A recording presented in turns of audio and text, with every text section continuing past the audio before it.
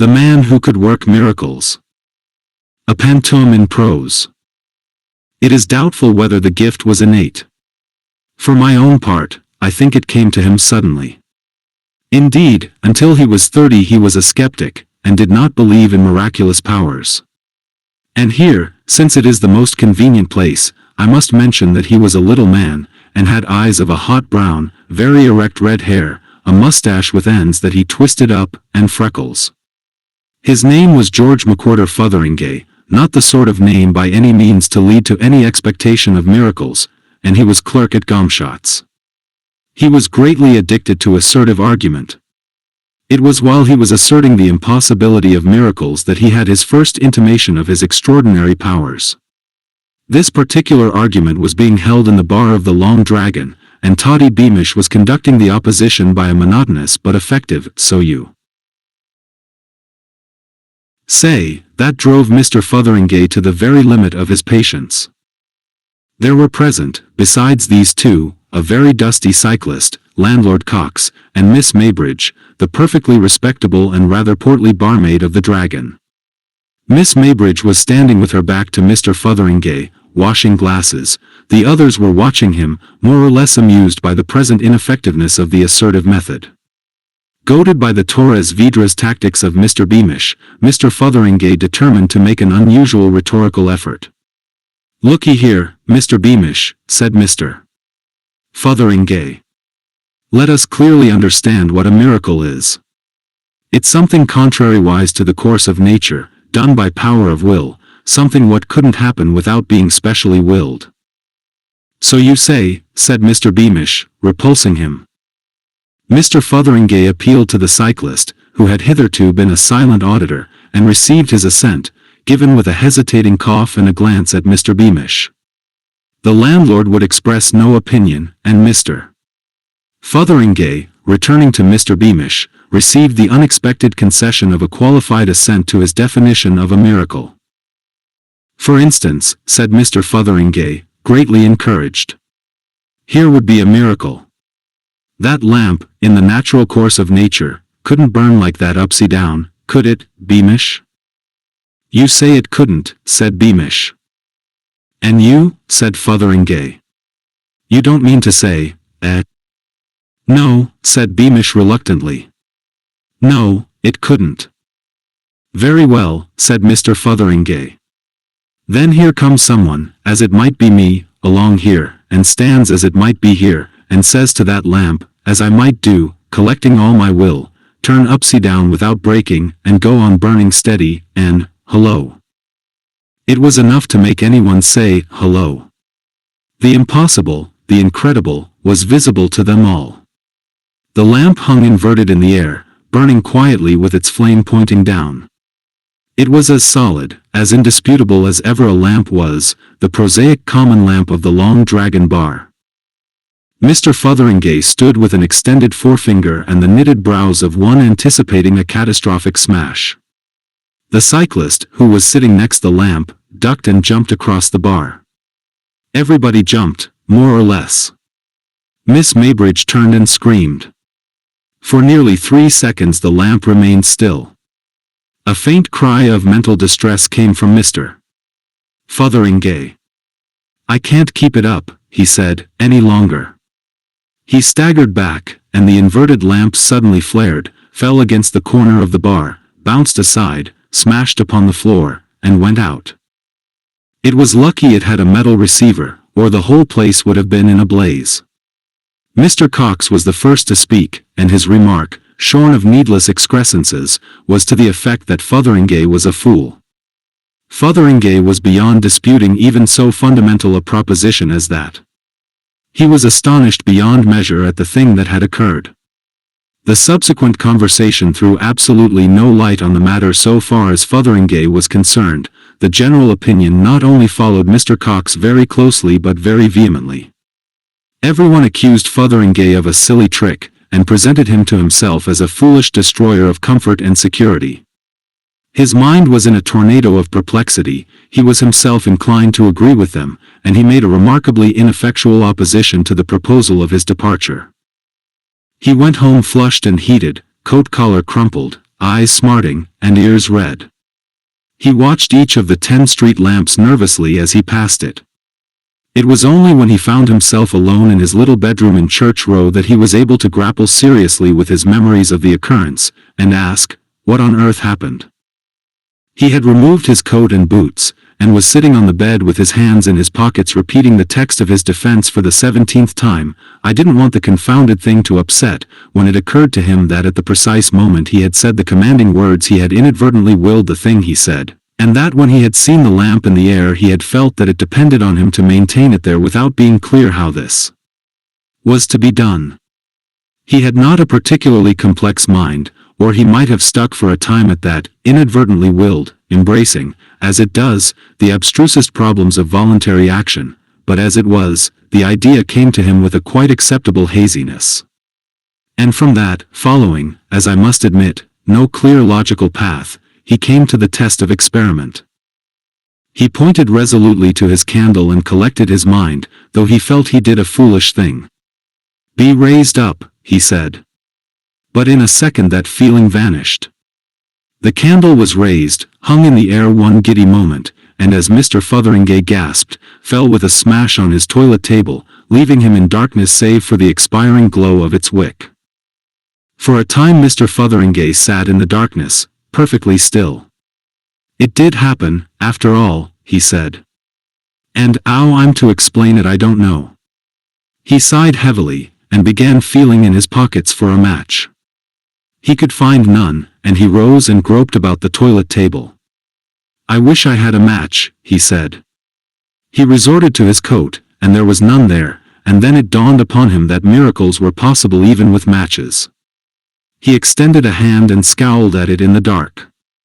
"Let there be a match in that hand," he said. He felt some light object fall across his palm and his fingers closed upon a match. After several ineffectual attempts to light this, he discovered it was a safety match. He threw it down, and then it occurred to him that he might have willed it lit. He did, and perceived it burning in the midst of his toilet table mat. He caught it up hastily, and it went out.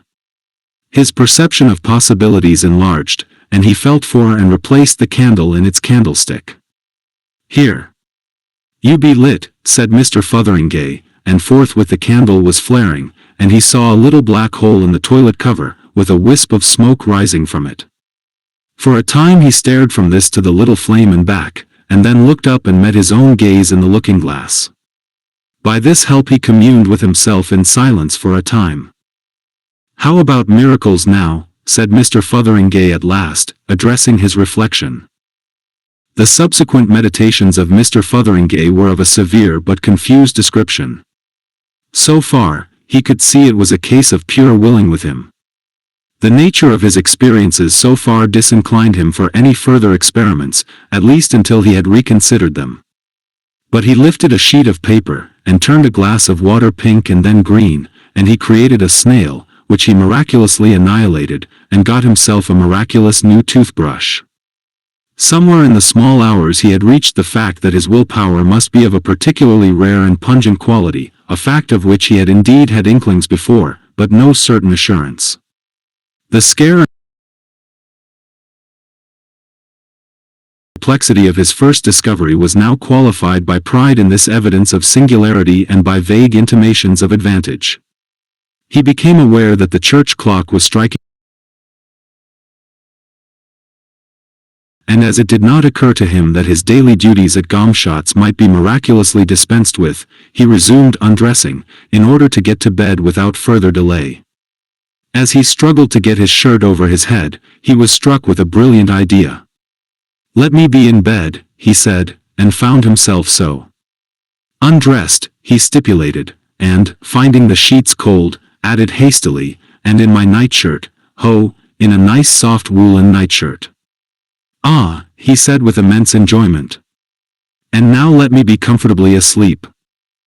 He awoke at his usual hour and was pensive all through breakfast time, wondering whether his overnight experience might not be a particularly vivid dream. At length his mind turned again to cautious experiments. For instance, he had 3 eggs for breakfast, 2 his landlady had supplied, good, but shoppy, and one was a delicious fresh goose egg, laid, cooked, and served by his extraordinary will.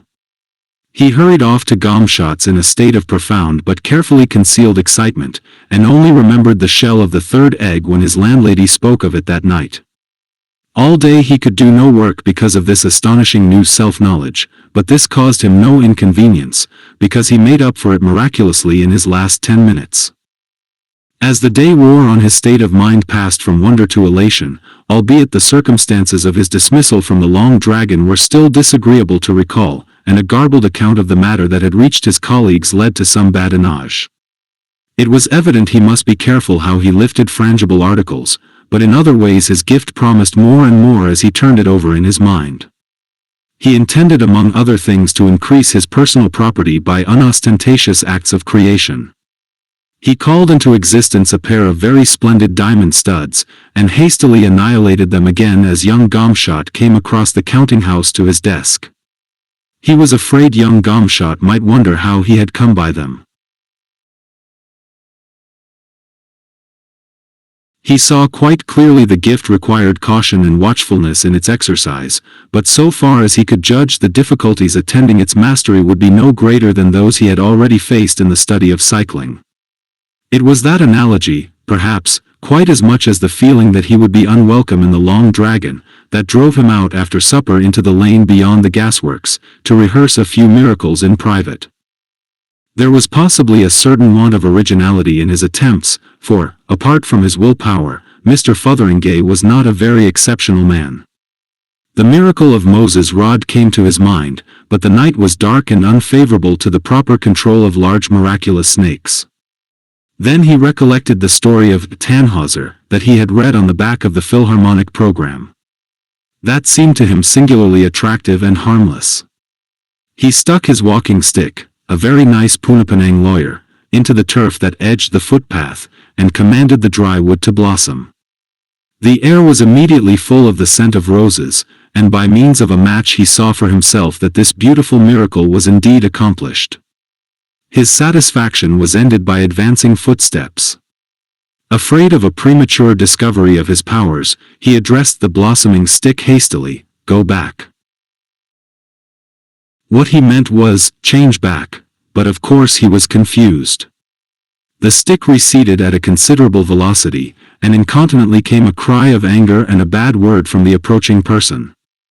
"Who are you throwing brambles at, you fool?" cried a voice.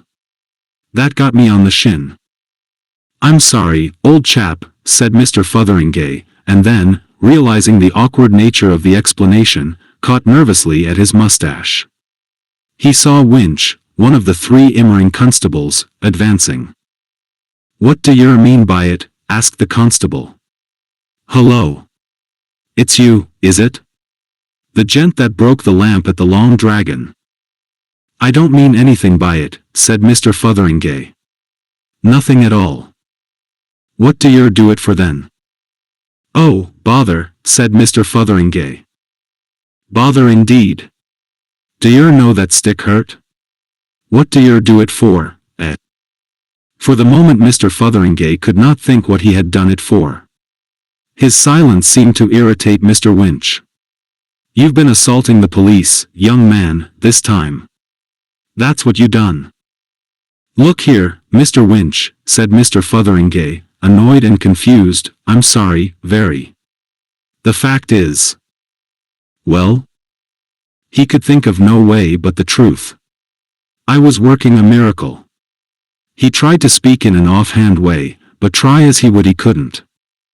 "Working a— don't you talk rot. Working a miracle, indeed. Miracle. Well, that's downright funny. Why, use the chap that don't believe in miracles. Fact is, this is another of your silly conjuring tricks, that's what this is. Now, I tell you." But Mr. Fotheringay never heard what Mr. Winch was going to tell him. He realized he had given himself away, flung his valuable secret to all the winds of heaven. A violent gust of irritation swept him to action. He turned on the constable swiftly and fiercely. "Here," he said, "I've had enough of this, I have. I'll show you a silly conjuring trick, I will. Go to Hades. Go, now. He was alone. Mr. Fotheringay performed no more miracles that night, nor did he trouble to see what had become of his flowering stick. He returned to the town, scared and very quiet, and went to his bedroom.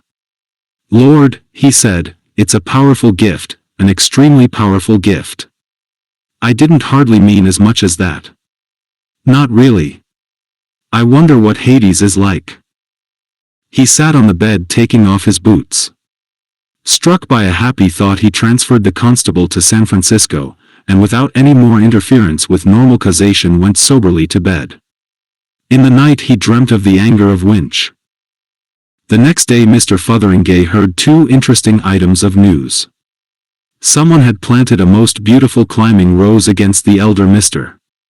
Gomshot's private house in the Lullaborough Road, and the river as far as Rawlings Mill was to be dragged for Constable Winch. Mr. Fotheringay was abstracted and thoughtful all that day, and performed no miracles except certain provisions for Winch, and the miracle of completing his day's work with punctual perfection in spite of all the bee-swarm of thoughts that hummed through his mind. And the extraordinary abstraction and meekness of his manner was remarked by several people, and made a matter for jesting. For the most part he was thinking of Winch. On Sunday evening he went to chapel, and oddly enough, Mr. Maydig, who took a certain interest in occult matters, preached about things that are not lawful. Mr. Fotheringay was not a regular chapel-goer, but the system of assertive skepticism, to which I have already alluded, was now very much shaken. The tenor of the sermon threw an entirely new light on these novel gifts, and he suddenly decided to consult Mr. Maydig immediately after the service. So soon as that was determined, he found himself wondering why he had not done so before. Mr. Maydig, a lean, excitable man with quite remarkably long wrists and neck, was gratified at a request for a private conversation from a young man whose carelessness in religious matters was a subject for general remark in the town. After a few necessary delays, he conducted him to the study of the manse, which was contiguous to the chapel, seated him comfortably, and, standing in front of a cheerful fire, his legs through a Rhodian arch of shadow on the opposite wall, requested Mr. Fotheringay to state his business. At first Mr. Fotheringay was a little abashed, and found some difficulty in opening the matter. You will scarcely believe me, Mr. Maydig, I am afraid, and so forth for some time. He tried a question at last, and asked Mr. Maydig his opinion of miracles. Mr. Maydig was still saying, well, in an extremely judicial tone, when Mr.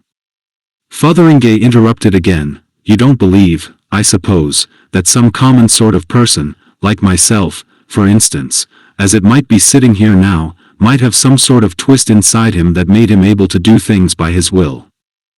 It's possible, said Mr. Maydig. Something of the sort, perhaps, is possible. If I might make free with something here, I think I might show you by a sort of experiment, said Mr. Fotheringay. Now, take that tobacco jar on the table, for instance. What I want to know is whether what I am going to do with it is a miracle or not. Just half a minute, Mr. Maydig, please.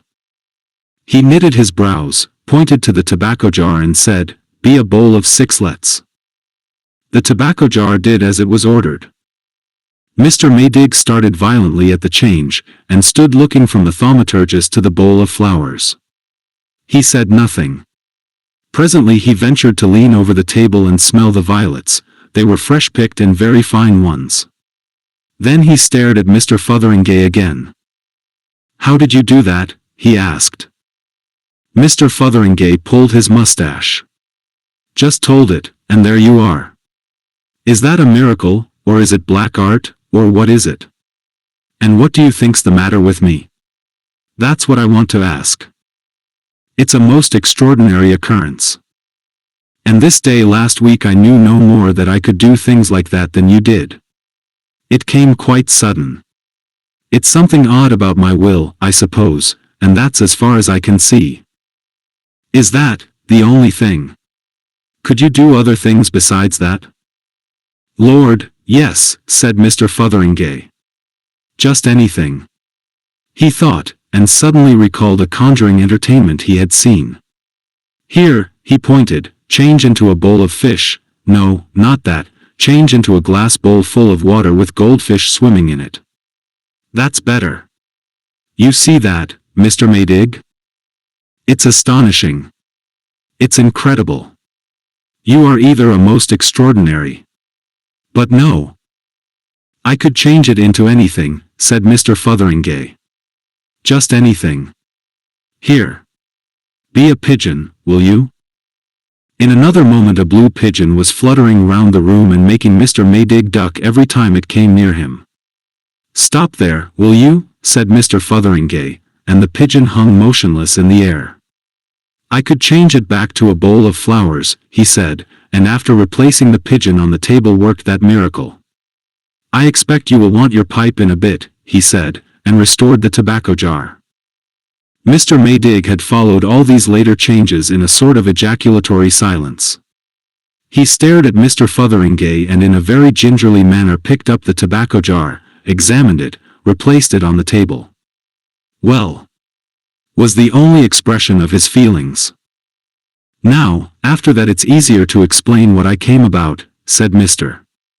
Fotheringay, and proceeded to a lengthy and involved narrative of his strange experiences, beginning with the affair of the lamp in the Long Dragon and complicated by persistent allusions to Winch. As he went on, the transient pride Mr. Maydig's consternation had caused passed away. He became the very ordinary Mr. Fotheringay of everyday intercourse again. Mr. Maydig listened intently, the tobacco jar in his hand, and his bearing changed also with the course of the narrative. Presently, while Mr. Fotheringay was dealing with the miracle of the third egg, the minister interrupted with a fluttering, extended hand. It is possible, he said. It is credible. It is amazing, of course, but it reconciles a number of amazing difficulties. The power to work miracles is a gift, a peculiar quality like genius or second sight. Hitherto it has come very rarely and to exceptional people. But in this case, I have always wondered at the miracles of Mahomet, and at Yogi's miracles, and the miracles of Madame Blavatsky. But, of course, yes, it is simply a gift. It carries out so beautifully the arguments of that great thinker. Mr. Maydig's voice sank, His Grace the Duke of Argyll. Here we plumb some profounder law, deeper than the ordinary laws of nature.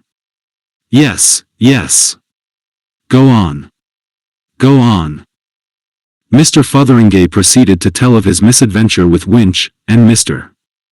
Maydig, no longer overawed or scared, began to jerk his limbs about and interject astonishment.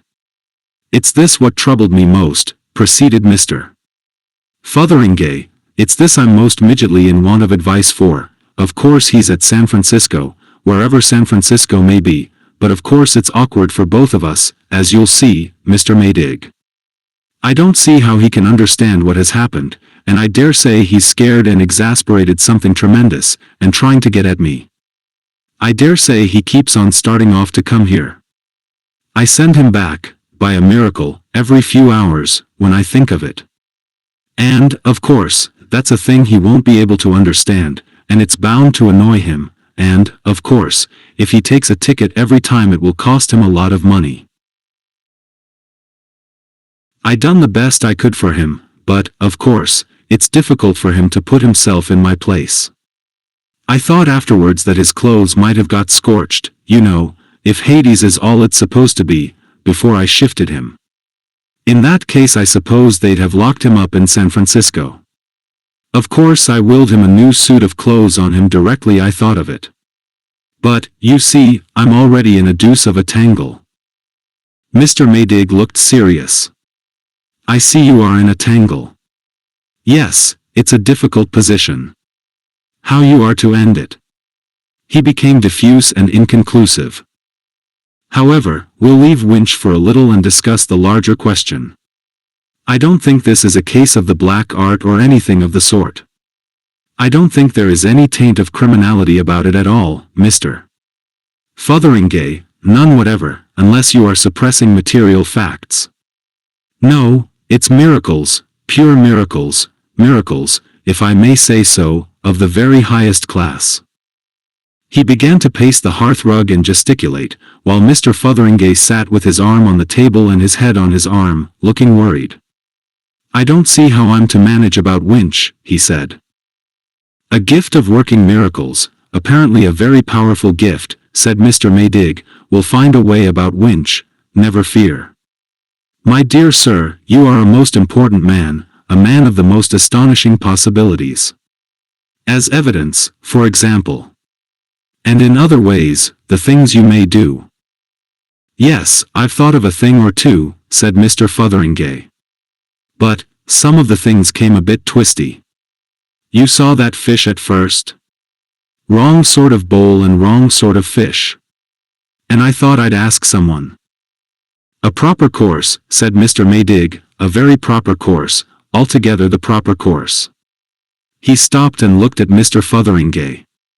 "It's practically an unlimited gift. Let us test your powers, for instance. If they really are. If they really are all they seem to be." And so, incredible as it may seem, in the study of the little house behind the Congregational Chapel, on the evening of Sunday, November 10, 1896, Mr. Fotheringay, egged on and inspired by Mr. Maydig, began to work miracles. The reader's attention is specially and definitely called to the date.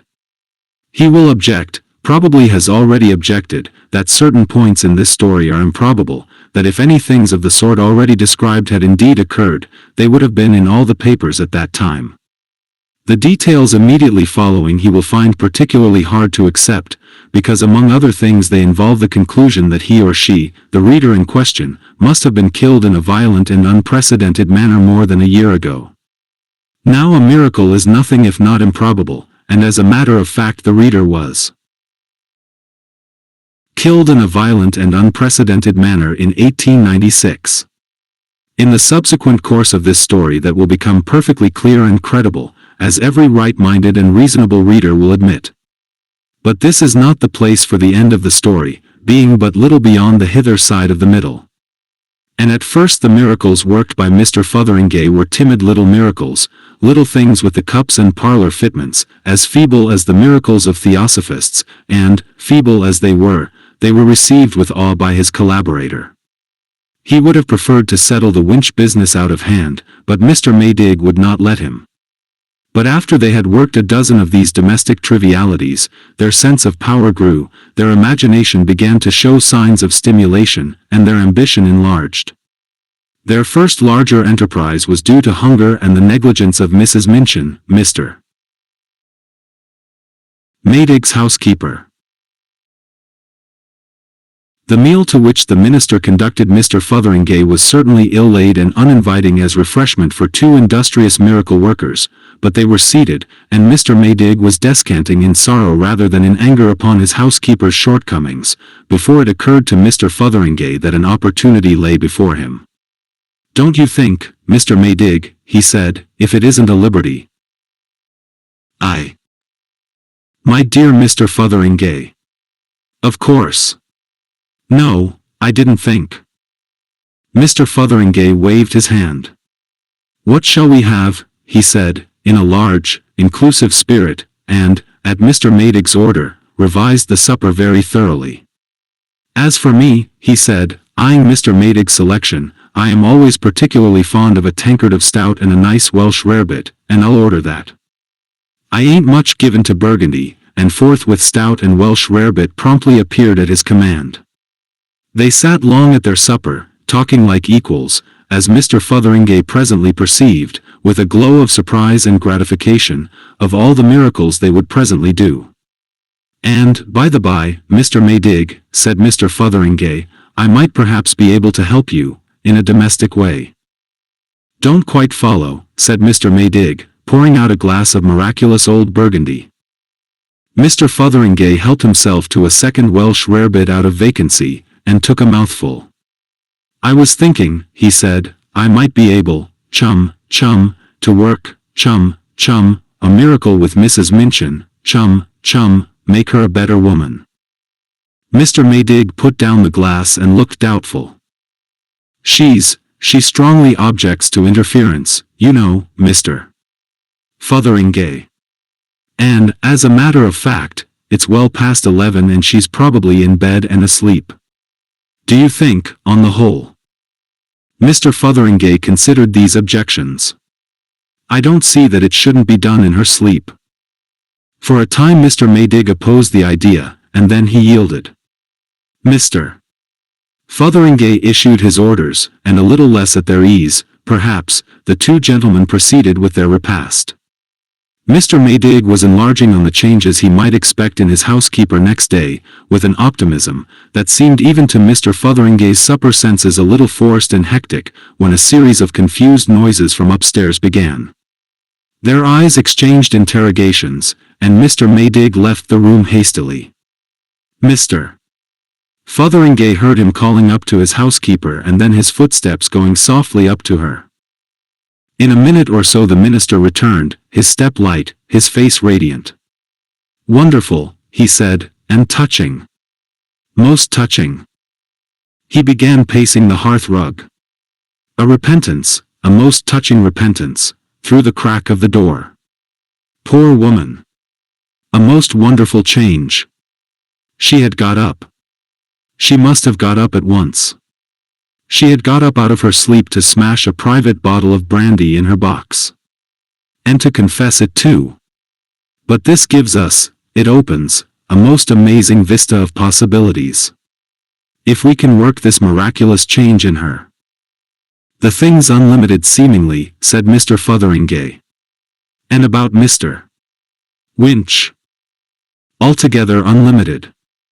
And from the hearthrug Mr. Maydig, waving the Winch difficulty aside, unfolded a series of wonderful proposals he invented as he went along.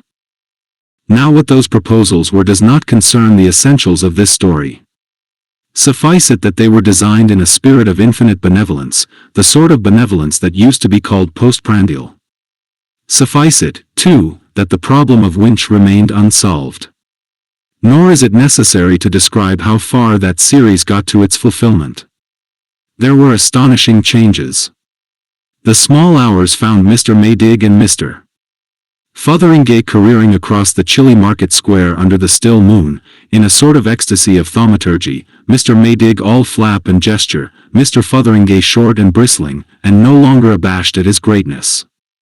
They had reformed every drunkard in the parliamentary division, changed all the beer and alcohol to water. Mr. Maydig had overruled Mr. Fotheringay on this point. They had, further, greatly improved the railway communication of the place, drained Flinders Swamp, improved the soil of One Tree Hill, and cured the Vicar's wart. And they were going to see what could be done with the injured pier at South Bridge. The place, gasped Mr. Maydig, won't be the same place tomorrow. How surprised and thankful everyone will be. And just at that moment the church clock struck 3. I say, said Mr. Fotheringay, that's 3 o'clock. I must be getting back. I've got to be at business by 8. And besides, Mrs. Wims. We're only beginning, said Mr. Maydig, full of the sweetness of unlimited power. We're only beginning. Think of all the good we're doing. When people wake. But, said Mr. Fotheringay. Mr. Maydig gripped his arm suddenly. His eyes were bright and wild. My dear chap, he said, there's no hurry. Look, he pointed to the moon at the zenith, Joshua. Joshua, said Mr. Fotheringay. Joshua, said Mr. Maydig. Why not? Stop it. Mr. Fotheringay looked at the moon. That's a bit tall, he said, after a pause. Why not, said Mr. Maydig. Of course it doesn't stop. You stop the rotation of the earth, you know. Time stops. It isn't as if we were doing harm. Said Mr. Fotheringay. Well, he sighed, I'll try. Here. He buttoned up his jacket and addressed himself to the habitable globe, with as good an assumption of confidence as lay in his power. Just stop rotating, will you, said Mr. Fotheringay. Incontinently he was flying head over heels through the air at the rate of dozens of miles a minute. In spite of the innumerable circles he was describing per second, he thought, for thought is wonderful, sometimes as sluggish as flowing pitch, sometimes as instantaneous as light. He thought in a second, and willed. Let me come down safe and sound. Whatever else happens, let me down safe and sound. He willed it only just in time, for his clothes, heated by his rapid flight through the air, were already beginning to singe. He came down with a forcible, but by no means injurious, bump in what appeared to be a mound of fresh-turned earth.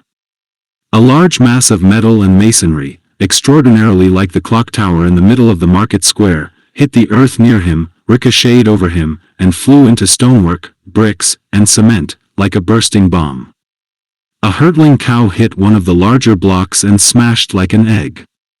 There was a crash that made all the most violent crashes of his past life seem like the sound of falling dust, and this was followed by a descending series of lesser crashes. A vast wind roared throughout earth and heaven, so that he could scarcely lift his head to look. For a while he was too breathless and astonished even to see where he was or what had happened. And his first movement was to feel his head and reassure himself that his streaming hair was still his own. "Lord," gasped Mr. Fotheringay, scarce able to speak for the gale, "I've had a squeak. What's gone wrong? Storms and thunder. And only a minute ago a fine night. It's Maydig set me on to this sort of thing. What a wind. If I go on fooling in this way I'm bound to have a thundering accident. Where's Maydig? What a confounded mess everything's in." He looked about him so far as his flapping jacket would permit. The appearance of things was really extremely strange. "The sky's all right anyhow," said Mr. Fotheringay. "And that's about all that is all right. And even there it looks like a terrific gale coming up. But there's the moon overhead. Just as it was just now. Bright as midday. But as for the rest, where's the village? Where's anything? And what on earth set this wind blowing? I didn't order no wind." Mr. Fotheringay struggled to get to his feet in vain, and after one failure, remained on all fours, holding on. He surveyed the moonlit world to leeward, with the tails of his jacket streaming over his head. "There's something seriously wrong," said Mr. Fotheringay. "And what it is, goodness knows." Far and wide nothing was visible in the white glare through the haze of dust that drove before a screaming gale but tumbled masses of earth and heaps of inchoate ruins, no trees, no houses, no familiar shapes, only a wilderness of disorder, vanishing at last into the darkness beneath the whirling columns and streamers, the lightnings and thunderings of a swiftly rising storm. Near him in the livid glare was something that might once have been an elm tree, a smashed mass of splinters, shivered from boughs to base, and further a twisted mass of iron girders, only too evidently the viaduct, rose out of the piled confusion. You see, when Mr. Fotheringay had arrested the rotation of the solid globe, he had made no stipulation concerning the trifling movables upon its surface. And the earth spins so fast that the surface at its equator is traveling at rather more than 1,000 miles an hour, and in these latitudes at more than half that pace. So that the village, and Mr. Maydig, and Mr. Fotheringay, and everybody and everything had been jerked violently forward at about 9 miles per second, that is to say, much more violently than if they had been fired out of a cannon. And every human being, every living creature, every house, and every tree, all the world as we know it, had been so jerked and smashed and utterly destroyed. That was all. These things Mr. Fotheringay did not, of course, fully appreciate. But he perceived that his miracle had miscarried, and with that a great disgust of miracles came upon him. He was in darkness now, for the clouds had swept together and blotted out his momentary glimpse of the moon, and the air was full of fitful struggling tortured wraiths of hail. A great roaring of wind and waters filled earth and sky, and peering under his hand through the dust and sleet to windward, he saw by the play of the lightnings a vast wall of water pouring towards him. "Maydig!" screamed Mr. Fotheringay's feeble voice amid the elemental uproar. "Here, Maydig!" "Stop!" cried Mr. Fotheringay to the advancing water. "Oh, for goodness sake, stop!" "Just a moment," said Mr. Fotheringay to the lightnings and thunder. Stop just a moment while I collect my thoughts. And now what shall I do? He said. What shall I do? Lord! I wish Maydig was about. I know, said Mr. Fotheringay. And for goodness sake let's have it right this time. He remained on all fours, leaning against the wind, very intent to have everything right. Ah, he said. Let nothing what I'm going to order happen until I say, off. Lord! I wish I'd thought of that before. He lifted his little voice against the whirlwind, shouting louder and louder in the vain desire to hear himself speak. Now then, here goes. Mind about that what I said just now. In the first place, when all I've got to say is done, let me lose my miraculous power, let my will become just like anybody else's will, and all these dangerous miracles be stopped. I don't like them. I'd rather I didn't work them. Ever so much. That's the first thing. And the second is, let me be back just before the miracles begin, let everything be just as it was before that blessed lamp turned up. It's a big job, but it's the last. Have you got it?